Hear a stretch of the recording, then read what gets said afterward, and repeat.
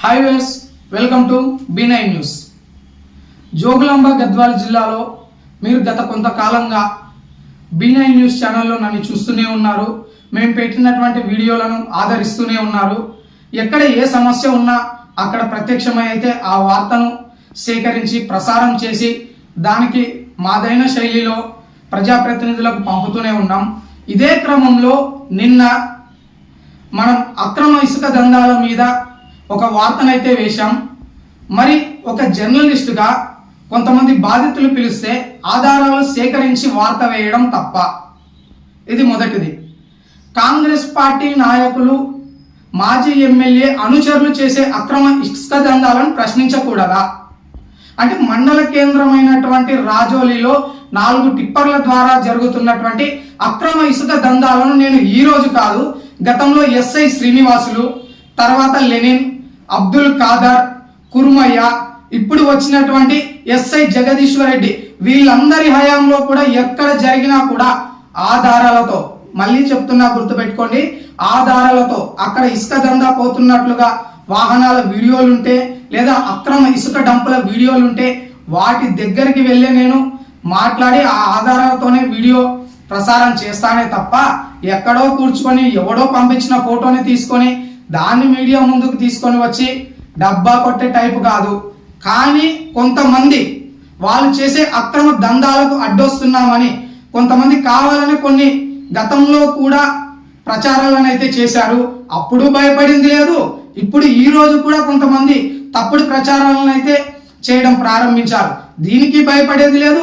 భవిష్యత్తులో ఎవరు ఏమి పెట్టినా కూడా ఇదే విధంగానే మా శైలి ఉంటుంది, ఇదే విధంగానే వాస్తవాలను ప్రజల ముందుకైతే తీసుకొని వస్తాం. మరి ఇప్పుడు మీడియా ముందుకు రావడానికి కారణం ఏమంటే కాంగ్రెస్ నాయకులు మాట్లాడుతున్నటువంటి వీడియోలు ఏ విధంగా ఉన్నాయో చూద్దాం. జర్నలిస్టుల మీద బురద చల్లే విధంగా ఏ విధంగా మాట్లాడుతున్నారో చూద్దాం.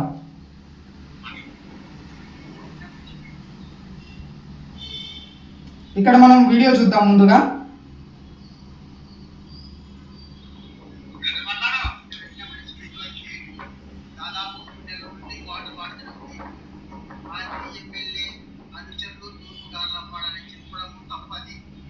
ఇది మాజీ ఎమ్మెల్యే అనుచరులు తూర్పుగార్లపాడు అని చెప్పడం తప్ప అంటున్నారు. అసలు వీళ్ళు మొత్తం వీడియో చూస్తే కదా, మొత్తం మేము ప్రచారం చేసినటువంటి వీడియో చూడకుండా మిడికి జ్ఞానంతో మాట్లాడే వాళ్ళు ఈ విధంగా ఉంటారు.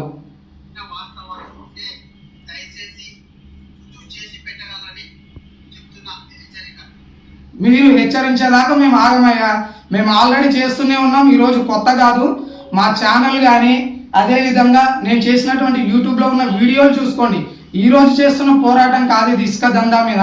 అంతగా డౌట్ ఉంటే గతంలో మాజీ ఎమ్మెల్యే సంపత్ కుమార్ కూడా అబ్రాహం ఎమ్మెల్యేగా ఉన్నప్పుడు ఎన్నోసార్లు తెలియజేశాం. అబ్రాహం ఎమ్మెల్యే ఉన్నప్పుడు కూడా ఇసుక దందా చేసే వారి మీద చర్యలు తీసుకోవాలని ఆయన దృష్టికి తీసుకువెళ్ళాం. బహుశా మీరు అప్పుడు ఏమైనా నిద్రపోతున్నారేమో నాకైతే తెలియదు. ఇప్పుడిప్పుడే మేల్కొంటున్నట్టున్నారు. ఎందుకంటే మేము కాంగ్రెస్లో ఉన్నాం, మా పార్టీ అధికారంలో ఉంది, మేమేం చేసినా చెల్లుతుంది అనుకొని ఇప్పుడు నిద్ర మేల్కొంటున్నట్టున్నారు.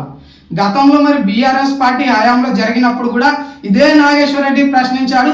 ఇదే నాగేశ్వర రెడ్డి ఇంటి మీదకే దాడి చేయడానికి కూడా అక్రమ ఇసుక రవాణా చేసే వాళ్ళు వచ్చినప్పుడు అప్పుడు ఎస్పీగా ఉన్న రంజన్ రతన్ కుమార్, అదేవిధంగా డిఎస్పీ రంగస్వామి ఆధ్వర్యంలో ఆ దాడికి పాల్గొన్న అక్రమ ఇసుకాసురులపై కూడా కేసులు కూడా నమోదు చేశారు. ఇప్పటికీ ఆ కేసు కోర్టులో పెండింగ్ లోనే ఉంది, ఇంకా కొనసాగుతూనే ఉంది. ముందు అది తెలుసుకోండి. మీరు నిద్ర మేల్కోండి. ఫస్ట్ నిద్రపోయే వాళ్ళకి నేనేం చెప్తాను.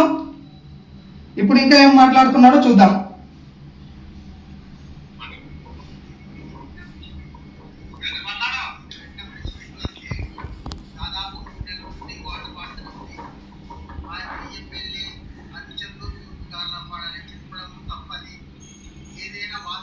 సార్ చూడండి, వినండి.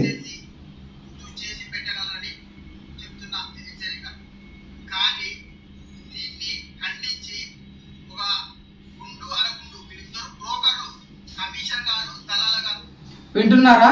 గుండు అరగుండు బ్రోకర్లు, కమిషన్దారులు. ఇది కాంగ్రెస్ నాయకులు మాట్లాడుతున్నటువంటి మాటలు. అసలు వీళ్ళకి కొంచెమైనా సంస్కారం ఉందా? ఒక మీడియాని కానీ లేదా ప్రతిపక్ష పార్టీల నేతలను కానీ ఏ విధంగా మాట్లాడాలో తెలియని దుస్థితిలో వీళ్ళు ఉన్నారు. అయినా సంస్కారం అనేది కాంగ్రెస్ పార్టీ నాయకుల నుంచి మనం ఎలా ఎక్స్పెక్ట్ చేస్తాం? వీళ్ళని చూసినట్లయితే వీళ్ళ రాష్ట్ర ముఖ్యమంత్రే మాట్లాడతాడు ఆ విధంగా. అట్లాంటిది వీళ్ళు సామాన్య కార్యకర్తలు, వీళ్ళు ఈ విధంగా మాట్లాడడంలో తప్పులేదనిపిస్తుంది. ఎందుకంటే సంస్కార హీనులు కాబట్టే సంస్కారం లేకుండా ఈ విధంగా మాట్లాడుతున్నారు. మేము ఎక్కడైనా కూడా ఈ విధంగా బ్రోకర్లు గీకర్లు అని కాంగ్రెస్ నాయకులను మాట్లాడామా? మరి మీ నోటి నుంచి ఎలా వస్తుంది? మీకు సంస్కారం లేదు. ముందు ఎవరిని ఎలా గౌరవించాలి, ఎలా మాట్లాడాలి అనే సంస్కారం లేనటువంటి ఈ సంస్కార హీనులకు కాంగ్రెస్ పార్టీ కండువా వేసి, అది కూడా సంపత్ కుమార్ గారికి ఎటువంటి గత్యంతరం లేదు కాబట్టి ఇటువంటి సంస్కార హీనులను వెంట తిప్పుకుంటున్నారు. ఇటువంటి సంస్కార హీనులు అక్కడక్కడ ఉండడం వల్లనే కాంగ్రెస్ పార్టీ ఏ విధంగా ఈరోజు నియోజకవర్గంలో ఉంది, ఆయన ఏ పదవిలో ఉన్నాడో తెలుస్తుంది. నీతి నిజాయితీతో పనిచేసినటువంటి కార్యకర్తలు వెంట ఉంటే కదా ఆయన ఈరోజు అధికారంలో ఉండడానికి. ఇటువంటి సంస్కార హీనులు ఆయన వెంట ఉన్నందుకే ఈరోజు ఆయన ఈ పరిస్థితిలో ఉన్నాడని మరోసారి నేను గుర్తు చేస్తున్నాను. చూస్తున్నారు కదా ఈ విధంగా వాళ్ళు మాట్లాడుతూ. ఇంకొకటి, నాగేశ్వరరెడ్డి అక్రిడేషన్ కలెక్టర్ రద్దు చేశారు అన్నారు. అసలు అది ఎందుకు రద్దు చేశారు అనేది వీళ్ళకి అవగాహన ఉందా? నేను ఒక జర్నలిస్ట్ని. గతంలో నేను డాక్టర్ ఆర్ఎస్ ప్రవీణ్ కుమార్ గారు ఆధ్వర్యంలో బహుజన్ సమాజ్ పార్టీ నాయకుడిగా కండువా వేసుకొని ఎన్నికల సమయంలో ప్రచారంలో కూడా పాల్గొన్నాను. మరి నేను ప్రచారంలో పాల్గొన్నందుకు, ఒక రాజకీయ నాయకుడిగా మారినందుకు ఆ సమయంలో అప్పుడు గౌరవ కలెక్టర్ గారు నా అక్రిడేషన్ కార్డు అనేది రద్దు చేశారు. మిడిమిడి జ్ఞానంతో ఇటువంటి వారు ఏమీ తెలియదు, ఏదో బురద జల్లేద్దాం వీళ్ళ మీద, ఇంకోసారి మా జూన అక్కడ ప్రత్యక్షమై అయితే ఆ వార్తను సేకరించి ప్రసారం చేసి దానికి మాదైన శైలిలో ప్రజాప్రతినిధులకు పంపుతూనే ఉన్నాం. ఇదే క్రమంలో నిన్న మనం అక్రమ ఇసుక దందాల మీద ఒక వార్తనైతే వేశాం. మరి ఒక జర్నలిస్టుగా కొంతమంది బాధితులు పిలిస్తే ఆధారాలు సేకరించి వార్త వేయడం తప్ప? ఇది మొదటిది. కాంగ్రెస్ పార్టీ నాయకులు, మాజీ ఎమ్మెల్యే అనుచరులు చేసే అక్రమ ఇసుక దందాలను ప్రశ్నించకూడదా? అంటే మండల కేంద్రమైనటువంటి రాజోలిలో 4 టిప్పర్ల ద్వారా జరుగుతున్నటువంటి అక్రమ ఇసుక దందాలను నేను ఈ రోజు కాదు, గతంలో ఎస్ఐ శ్రీనివాసులు, తర్వాత లెనిన్, అబ్దుల్ ఖాదర్, కుర్మయ్య, ఇప్పుడు వచ్చినటువంటి ఎస్ఐ జగదీశ్వర్ రెడ్డి, వీళ్ళందరి హయాంలో కూడా ఎక్కడ జరిగినా కూడా ఆధారాలతో, మళ్ళీ చెప్తున్నా గుర్తుపెట్టుకోండి, ఆధారాలతో అక్కడ ఇసుక దందా పోతున్నట్లుగా వాహనాల వీడియోలుంటే లేదా అక్రమ ఇసుక డంపుల వీడియోలుంటే వాటి దగ్గరికి వెళ్ళి నేను మాట్లాడి ఆ ఆధారాలతోనే వీడియో ప్రసారం చేస్తానే తప్ప ఎక్కడో కూర్చుకొని ఎవడో పంపించిన ఫోటోని తీసుకొని దాన్ని మీడియా ముందుకు తీసుకొని వచ్చి డబ్బా కొట్టే టైపు కాదు. కానీ కొంతమంది వాళ్ళు చేసే అక్రమ దందాలకు అడ్డొస్తున్నామని కొంతమంది కావాలని కొన్ని గతంలో కూడా ప్రచారాలను అయితే చేశారు. అప్పుడు భయపడింది లేదు, ఇప్పుడు ఈ రోజు కూడా కొంతమంది తప్పుడు ప్రచారాలను అయితే చేయడం ప్రారంభించారు. దీనికి భయపడేది లేదు. భవిష్యత్తులో ఎవరు ఏమి పెట్టినా కూడా ఇదే విధంగానే మా శైలి ఉంటుంది, ఇదే విధంగానే వాస్తవాలను ప్రజల ముందుకైతే తీసుకొని వస్తాం. మరి ఇప్పుడు మీడియా ముందుకు రావడానికి కారణం ఏమంటే కాంగ్రెస్ నాయకులు మాట్లాడుతున్నటువంటి వీడియోలు ఏ విధంగా ఉన్నాయో చూద్దాం. జర్నలిస్టుల మీద బురద చల్లే విధంగా ఏ విధంగా మాట్లాడుతున్నారో చూద్దాం.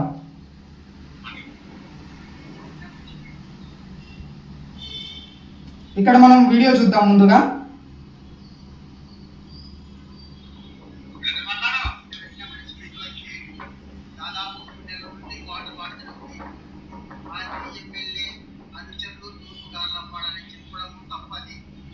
ఇది మాజీ ఎమ్మెల్యే అనుచరులు తూర్పుగార్లపాడు అని చెప్పడం తప్ప అంటున్నారు.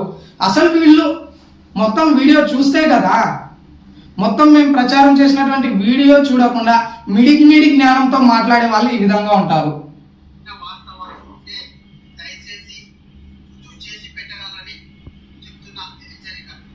మీరు హెచ్చరించేదాకా మేము ఆగమయ్యా. మేము ఆల్రెడీ చేస్తూనే ఉన్నాం, ఈరోజు కొత్త కాదు. మా ఛానల్ కానీ అదే విధంగా నేను చేసినటువంటి యూట్యూబ్లో ఉన్న వీడియోలు చూసుకోండి. ఈ రోజు చేస్తున్న పోరాటం కాదు ఇది ఇసుక దందా మీద. అంతగా డౌట్ ఉంటే గతంలో మాజీ ఎమ్మెల్యే సంపత్ కుమార్ కూడా అబ్రహాం ఎమ్మెల్యేగా ఉన్నప్పుడు ఎన్నోసార్లు తెలియజేశాం. అబ్రహాం ఎమ్మెల్యే ఉన్నప్పుడు కూడా ఇసుక దందా చేసే వారి మీద చర్యలు తీసుకోవాలని ఆయన దృష్టికి తీసుకువెళ్ళాం. బహుశా మీరు అప్పుడు ఏమైనా నిద్రపోతున్నారేమో నాకైతే తెలియదు, ఇప్పుడిప్పుడే మేల్కొంటున్నట్టున్నారు. ఎందుకంటే మేము కాంగ్రెస్ లో ఉన్నాం, మా పార్టీ అధికారంలో ఉంది, మేమేం చేసినా చెల్లుతుంది అనుకొని ఇప్పుడు నిద్ర మేల్కొంటున్నట్టున్నారు. గతంలో మరి బీఆర్ఎస్ పార్టీ హయాంలో జరిగినప్పుడు కూడా ఇదే నాగేశ్వర రెడ్డి ప్రశ్నించాడు. ఇదే నాగేశ్వర రెడ్డి ఇంటి మీదకే దాడి చేయడానికి కూడా అక్రమ ఇసుక రవాణా చేసే వాళ్ళు వచ్చినప్పుడు అప్పుడు ఎస్పీగా ఉన్న రంజన్ రతన్ కుమార్, అదేవిధంగా డిఎస్పీ రంగస్వామి ఆధ్వర్యంలో ఆ దాడికి పాల్గొన్న అక్రమ ఇసుకాసురులపై కూడా కేసులు కూడా నమోదు చేశారు. ఇప్పటికీ ఆ కేసు కోర్టులో పెండింగ్ లోనే ఉంది, ఇంకా కొనసాగుతూనే ఉంది. ముందు అది తెలుసుకోండి. మీరు నిద్ర మేల్కోండి. ఫస్ట్ నిద్రపోయే వాళ్ళకి నేనేం చెప్తాను, ఇప్పుడు ఇంకా ఏం మాట్లాడుతున్నాడో చూద్దాం.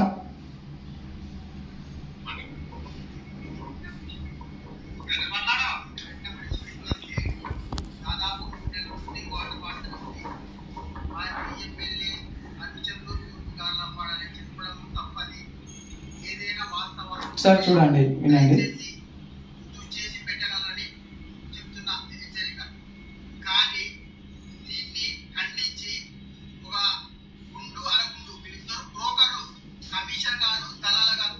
వింటున్నారా? గుండు అరగుండు బ్రోకర్లు కమిషన్దారులు, ఇది కాంగ్రెస్ నాయకులు మాట్లాడుతున్నటువంటి మాటలు. అసలు వీళ్ళకి కొంచెమైనా సంస్కారం ఉందా? ఒక మీడియాని కానీ లేదా ప్రతిపక్ష పార్టీల నేతలను కానీ ఏ విధంగా మాట్లాడాలో తెలియని దుస్థితిలో వీళ్ళు ఉన్నారు. అయినా సంస్కారం అనేది కాంగ్రెస్ పార్టీ నాయకుల నుంచి మనం ఎలా ఎక్స్పెక్ట్ చేస్తాం? వీళ్ళని చూసినట్లయితే వీళ్ళ రాష్ట్ర ముఖ్యమంత్రే మాట్లాడతాడు ఆ విధంగా. అట్లాంటిది వీళ్ళు సామాన్య కార్యకర్తలు, వీళ్ళు ఈ విధంగా మాట్లాడడంలో తప్పులేదనిపిస్తుంది. ఎందుకంటే సంస్కార హీనులు కాబట్టే సంస్కారం లేకుండా ఈ విధంగా మాట్లాడుతున్నారు. మేము ఎక్కడైనా కూడా ఈ విధంగా బ్రోకర్లు గీకర్లు అని కాంగ్రెస్ నాయకులను మాట్లాడామా? మరి మీ నోటి నుంచి ఎలా వస్తుంది? మీకు సంస్కారం లేదు. ముందు ఎవరిని ఎలా గౌరవించాలి, ఎలా మాట్లాడాలి అనే సంస్కారం లేనటువంటి ఈ సంస్కార హీనులకు కాంగ్రెస్ పార్టీ కండువా వేసి, అది కూడా సంపత్ కుమార్ గారికి ఎటువంటి గత్యంతరం లేదు కాబట్టి ఇటువంటి సంస్కార హీనులను వెంట తిప్పుకుంటున్నారు. ఇటువంటి సంస్కార హీనులు అక్కడక్కడ ఉండడం వల్లనే కాంగ్రెస్ పార్టీ ఏ విధంగా ఈ రోజు నియోజకవర్గంలో ఉంది, ఆయన ఏ పదవిలో ఉన్నాడో తెలుస్తుంది. నీతి నిజాయితీతో పనిచేసినటువంటి కార్యకర్తలు వెంట ఉంటే కదా ఆయన ఈ రోజు అధికారంలో ఉండడానికి. ఇటువంటి సంస్కార హీనులు ఆయన వెంట ఉన్నందుకే ఈ రోజు ఆయన ఈ పరిస్థితిలో ఉన్నాడని మరోసారి నేను గుర్తు చేస్తున్నాను. చూస్తున్నారు కదా ఈ విధంగా వాళ్ళు మాట్లాడుతూ. ఇంకొకటి, నాగేశ్వర రెడ్డి అక్రిడేషన్ కలెక్టర్ రద్దు చేశారు అన్నారు. అసలు అది ఎందుకు రద్దు చేశారు అనేది వీళ్ళకి అవగాహన ఉందా? నేను ఒక జర్నలిస్ట్ని.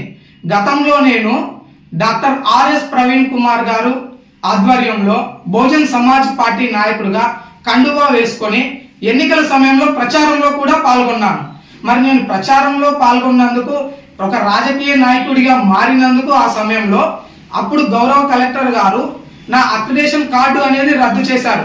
మిడిమిడి జ్ఞానంతో ఇటువంటి వారు ఏమీ తెలియదు, ఏదో బురద జల్లేద్దాం వీళ్ళ మీద, ఇంకోసారి మా జోలికి రాకుండా ఉంటారు అనే విధంగా చేస్తున్నారే కానీ ఆనాడు నేను ఎలక్షన్స్ లో ప్రచారం చేస్తున్నందుకు ఎమ్మెల్సీ చెల్లా వెంకట్రామరెడ్డి అనుచరులు అప్పుడు కంప్లైంట్ ఇచ్చి నా అక్రిడేషన్ రద్దు కావడానికి వాళ్ళు కంప్లైంట్ అయితే ఇచ్చారు. ఇది అందరికీ తెలిసిన విషయంలే. మరి వీళ్ళు నిద్రావస్థలో ఉన్నారో నిద్రమత్తులో ఉన్నారో ఏ విధంగా ఉన్నారో, అసలు వీళ్ళకి ఆ సమయంలో ఏ విధంగా అక్రిడేషన్ క్యాన్సిల్ అయిందన్న కనీస జ్ఞానం కూడా వీళ్ళకు లేదు. కాబట్టే ఈ విధంగా ఈ మనిషి గోపాల్ రెడ్డి అనే వ్యక్తి ఏమీ తెలియకుండా అరకొర జ్ఞానంతో మాట్లాడుతున్నాడు. ఇటువంటి వ్యక్తులు, ఇటువంటి సంస్కారం లేకుండా మాట్లాడే వ్యక్తి కాంగ్రెస్ పార్టీలో ఉన్నందుకు ఈ సంపత్ కుమార్ గారికే తెలుస్తుంది భవిష్యత్తులో ఏ విధమైనటువంటి ఇటువంటి వ్యక్తుల వల్ల ఎఫెక్ట్ పడుతుంది అనేది. మరొకటి, నాగేశ్వర రెడ్డి మీద కేసులున్నాయి. ఇదే మాట్లాడుతున్నారు. ఎందుకున్నాయి మీకు తెలియదా? అసలు నిజానికి వాస్తవాలు ఏమిటో ప్రజలందరికీ తెలుసు. ఒకరేమో అవినీతి పరుడు అని గ్రూపులో ప్రచారం చేస్తారు, ఒకరేమో అసలు విలేకరి కాదు అంటారు, ఇంకొకరేమో ఒక హంతకుడు క్రిమినల్ అనే టైప్ లో ప్రచారాలు చేస్తారు. అసలు మీ బాధ ఏంటి? నేను విలేకరిని కాదు అని ప్రచారాలు చేస్తున్నందుక మీరు నా అక్రిడేషన్ కార్డు రద్దయినందుక, లేదా కాంగ్రెస్ పార్టీ నాయకులు మాజీ ఎమ్మెల్యే అనుచరులు రాజోలి మండల కేంద్రంలో ఇసుక దందాలు చేస్తుంటే ఆ ఇసుక దందాల వారిని ప్రశ్నిస్తున్నందుకు మీకు ముట్టాల్సినటువంటి ముడుపులు ముట్టకుండా మాయమవుతున్నందుక ఎందుకు మీరు ఇంత చించుకొని అరుస్తున్నారో నాకైతే అర్థం కావడం లేదు. ఎందుకంటే మీరు చూస్తున్నారు, నేను వాస్తవాలతోనే మాట్లాడుతూ ఉన్నాను.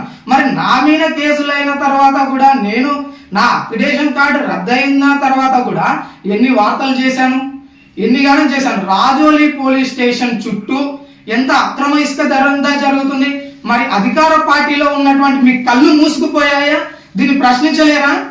మరి ఇదే నాగేశ్వర రెడ్డి రాజోలి పోలీస్ స్టేషన్ కు 500 మీటర్ల దూరంలో గంగమ్మ గుడి దగ్గర ఇసుక నిల్వలు ఏర్పాటు చేసినటువంటి 50 ట్రిప్పుల ఇసుక మీద వీడియో పెట్టి ఉన్నత అధికారుల దృష్టికి తీసుకొని వెళ్ళి, అక్కడి నుంచి ఇదే తూర్పుగార్లపాడుకు చెందినటువంటి ఇదే వ్యక్తుల ట్రాక్టర్ల అల్లంపూర్ నియోజకవర్గంతో పాటు గద్వాల్ నియోజకవర్గంలో కూడా బండ్ల కృష్ణమోహన్ రెడ్డి దృష్టికి తీసుకువెళ్లడం జరిగింది. మన్నిపాడు వాగు సమస్యను కలెక్టర్ దృష్టికి తీసుకుని వెళ్ళడం జరిగింది.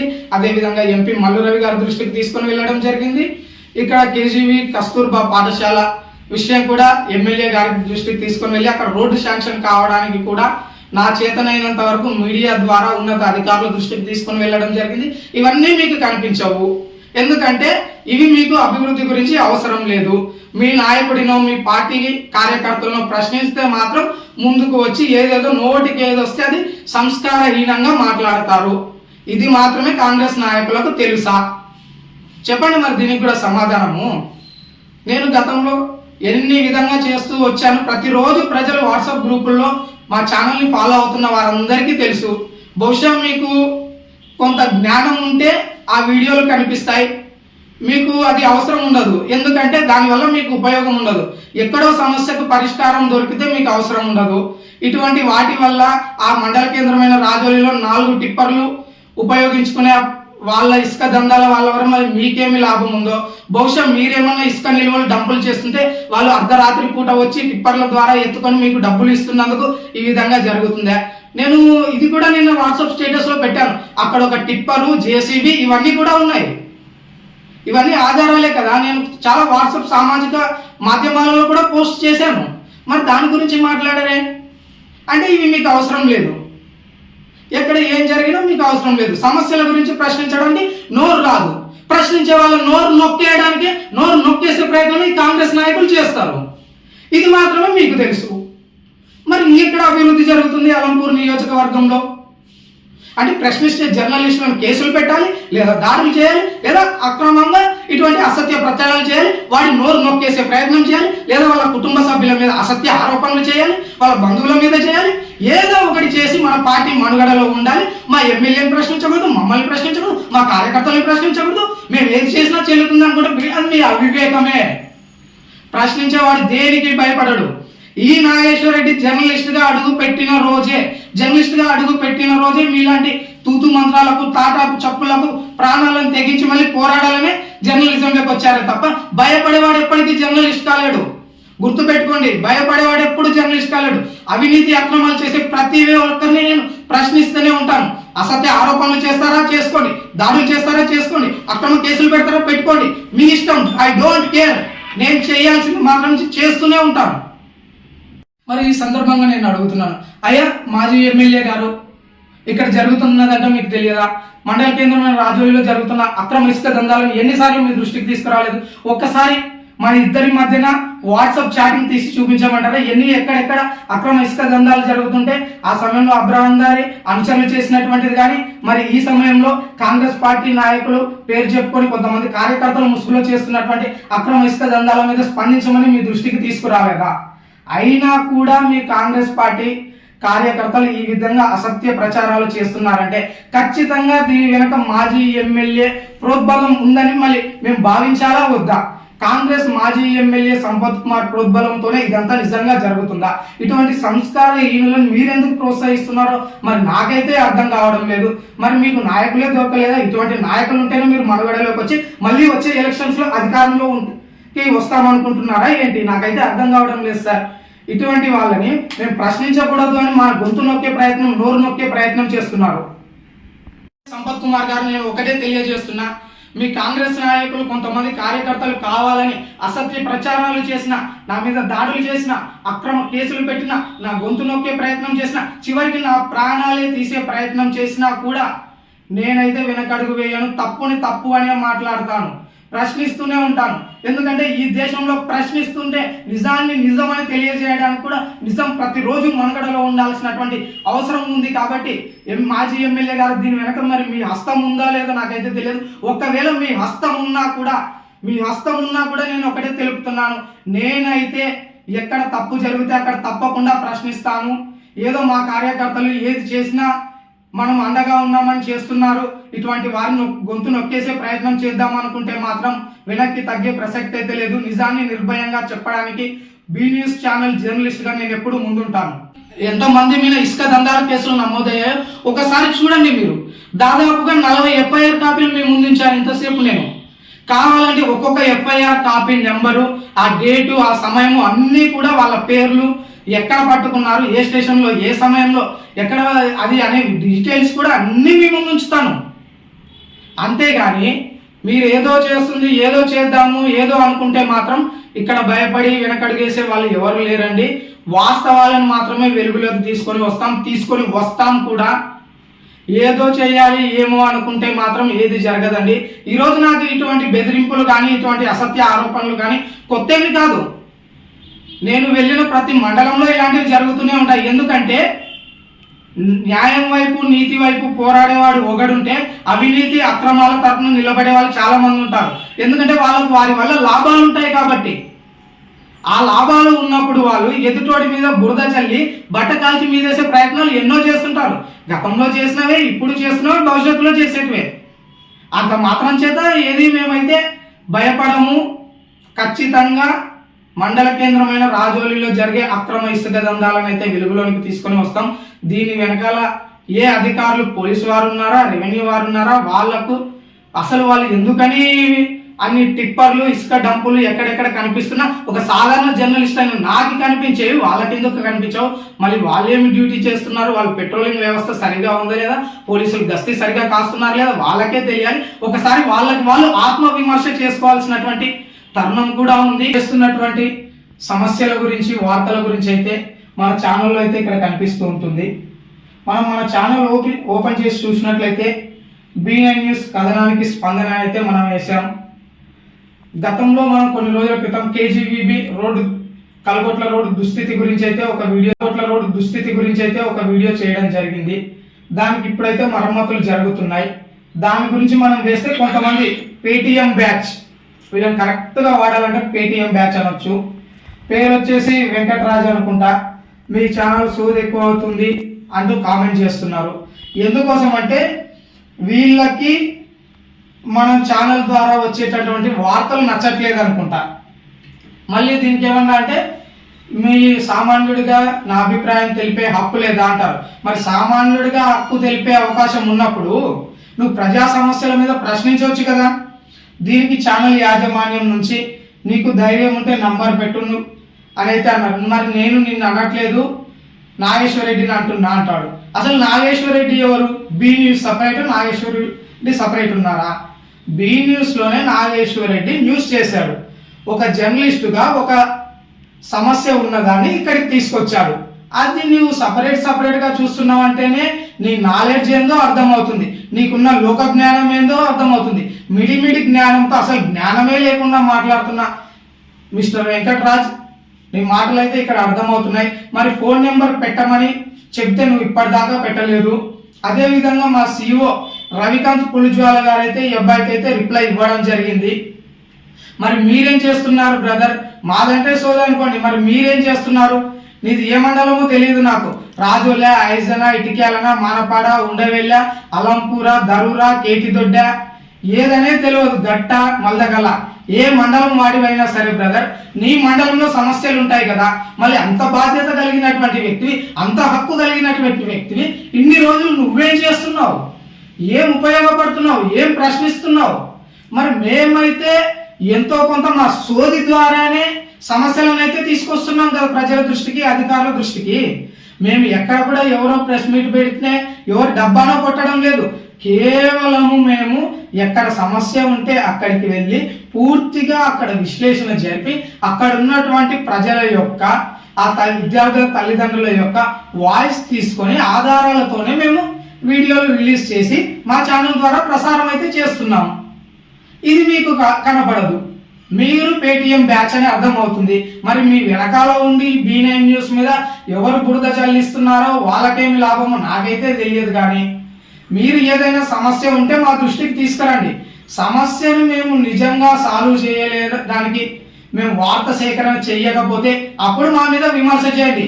మీకు మేము సమస్య తెలియజేసినా మీకు చేత కావట్లేదు, మీ B9 న్యూస్ చేత కావట్లేదు, మీరు ఎందుకున్నారని క్వశ్చన్ చేయండి. అంతేగాని మేము ఆల్రెడీ ప్రతిరోజు ఏదో ఒక ఇష్యూ మీద వార్త పెడుతూనే ఉన్నాం. 100 పడకల ఆసుపత్రి కావచ్చు, అదేవిధంగా మెన్నిపాడు గురించి చూసినట్లయితే అక్కడ వాగు సమస్యని ఊర్లో జనాల దగ్గరికి వెళ్ళి మాట్లాడించుకొని దాని మీద కూడా కామెంట్లు కలెక్టర్ గారి దృష్టికి మరి ఎంపీ మల్లు రవి గారి దృష్టికి తీసుకొని వెళ్ళాము.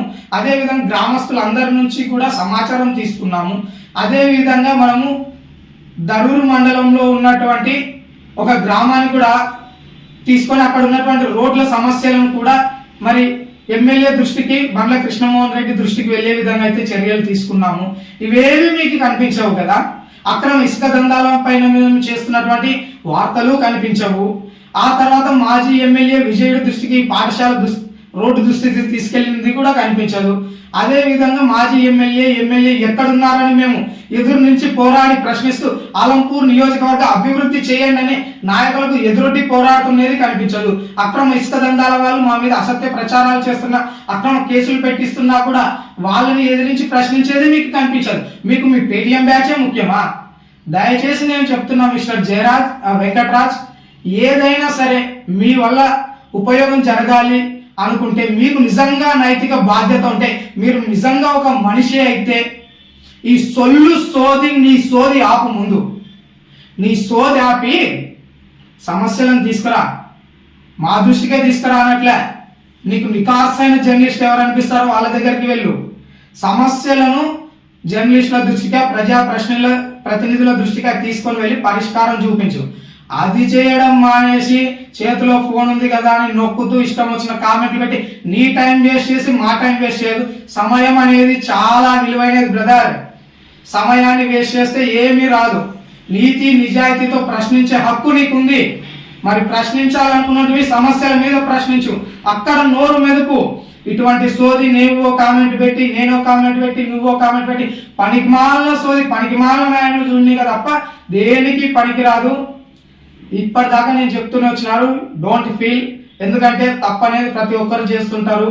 దీనివల్ల ఏం ఉపయోగం రాదు, నాకేం ఫరక్ పడదు. నువ్వు ఎన్ని కామెంట్లు పెట్టినా ఏమి ఉపయోగం ఉండదు ఈ కామెంట్ల వల్ల. నా వార్తలు నేను చేస్తూనే పోతూ ఉంటా. ఒకడు కాదు 100 కాదు 1000 మంది కామెంట్లు పెట్టినా కూడా అయినా వార్తలు చేస్తా. రాత్రి కామెంట్ పెట్టి పొద్దున్నే ఇంకో వార్త చేస్తా. నాకు పోయేది ఏం లేదు. నేను ఇట్లాంటి పట్టించుకునే అవకాశం కూడా లేదు. నీ సమయాన్ని వృధా చేసుకోవద్దు. సమయం చాలా విలువైనది. కాబట్టి ఏదో ఒకటి నీ చేతనైనంత వరకు సమాజానికి ఉపయోగపడే మంచి పని చేస్తామని మా B9 న్యూస్ తరఫున అయితే నిన్నైతే కోరుతున్నా. ఓకే అయ్యా మాజీ ఎమ్మెల్యే గారు, మరి మీరు అధికార పార్టీలో ఉన్నారు. అక్రమ ఇసుక దందాలపైన మేము వార్తలు రాస్తూనే ఉన్నాం. అయినా కూడా మా మీద అసత్య ప్రచారాలు, అక్రమ కేసులు, అక్రమ దాడులకు కొంతమంది పాల్పడుతూనే ఉన్నారు. మీరు మాకు సపోర్ట్ చేయకపోయినా పర్వాలేదు, మా పని మేము చేసుకుంటూ పోతాం. మా పని ఏం చేయాలో మాకు తెలుసు. ఎవరు వచ్చి ఈరోజు చెప్పాల్సినటువంటి అవసరం లేదు. ఒక జర్నలిస్టుగా, ఒక బాధ్యత కలిగినటువంటి జర్నలిస్టుగా మా బాధ్యతను మేము నిర్వర్తిస్తూనే ఉంటాం. కొందరు చెప్తుంటారు మనం ఎదిగే క్రమంలో కొన్ని కుక్కలు అనేవి మురుగుతూ ఉంటాయి. అటువంటి మురుగులకు మనం భయపడాల్సినటువంటి అవసరం లేదు. భయపడితే అక్కడే ఉండిపోతాం. కానీ మాజీ ఎమ్మెల్యే సంపత్ కుమార్ గారు అంటే నాకు గౌరవం ఉంది. ఎందుకంటే ఆయన నాతో ఎంతో సన్నిహితంగా ఉండేవారు. ఏదైనా సరే సమస్య ఆయన దృష్టికి తీసుకొని వెళ్తే తప్పకుండా స్పందిస్తామని అయితే నాకు ఎప్పుడు రిప్లై ఇచ్చేవారు. కానీ ఈ తరుణంలో ఆయన ప్రోత్సహించేవారు. కానీ ఈ తరుణంలో ఆయన ప్రోద్బలం ఈ కాంగ్రెస్ కార్యకర్తల వెనక ఉండడం వల్లే ఇదంతా జరుగుతుందా, దీన్ని వెనకాల ఆయన ఉండి నడిపిస్తున్నాడా అనే అనుమానం కూడా కలుగుతుంది.